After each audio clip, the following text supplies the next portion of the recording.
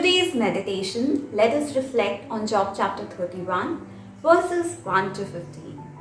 Job, a book we have read many times with wonder.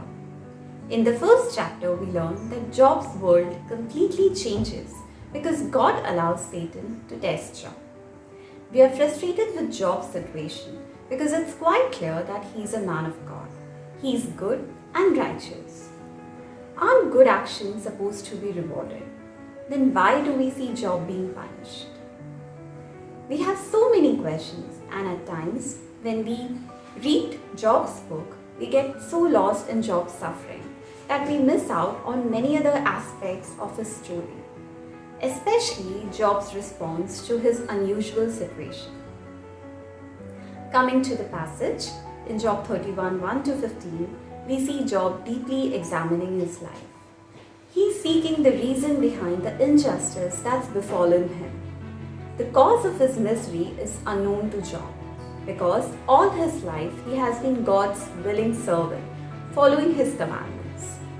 Job cannot understand his misfortune and is heartbroken and depressed. In the passage, Job expresses his anger and anxieties honestly and openly. He is angry with God. Looking inwards, he is defending his actions and swearing innocence. Job shows us that he is only human. It's a scenario familiar to us. We all go through situations in life that causes pain and suffering and at times break us down. Think about that life-changing test or interview that you prepared hard for but failed, or that time when you were not prepared but did better than what you had expected. It's important to realize that our actions do not always guarantee outcomes. We, like Job, are only humans. This is our first learning. In the passage, we see that Job is unable to reconcile God's actions to his understanding of God being merciful and compassionate. Moreover, in the absence of God's response, Job feels abandoned. This is distressing to him as all his life, Job has believed that his God is a living God. Don't we all have times in our life when we feel alone and ignored? But in those times, remember that God never deserts us. He is always listening to us and answering us in His mysterious ways. In the previous chapters, we see that Job's society and friends, who in the past had regarded him with great respect, now look down on him and accuse him of wrongdoings. They advise Job that his suffering is due to his own sins and he should repent. Usually when we see a person suffering, we tend to look for logical reasons to explain the problems.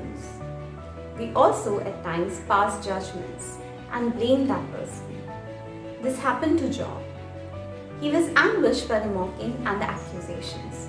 However, he did not accept them as the truth.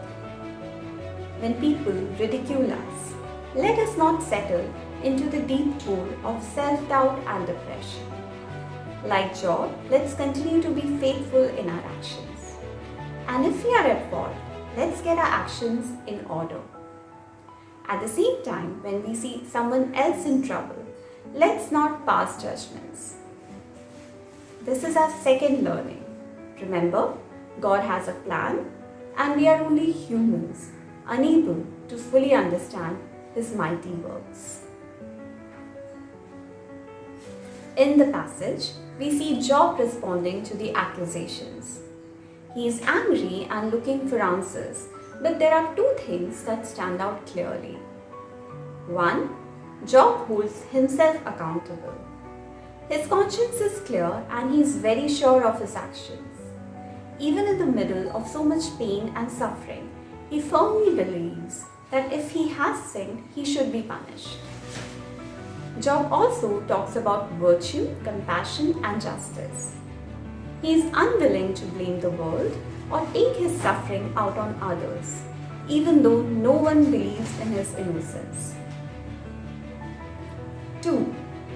Even though that Job is in deep distress. He needs and yearns for God. Though it seems like God has forsaken him, but Job cannot let go of God.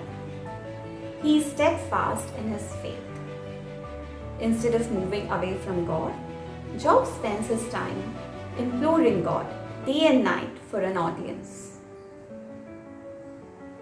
Through Job, we witness that even in suffering, God gives us the ability to continue in faith. And even when the world is against us, and it seems like God is not listening, God does and has a plan for us. Let's bow our heads in prayer.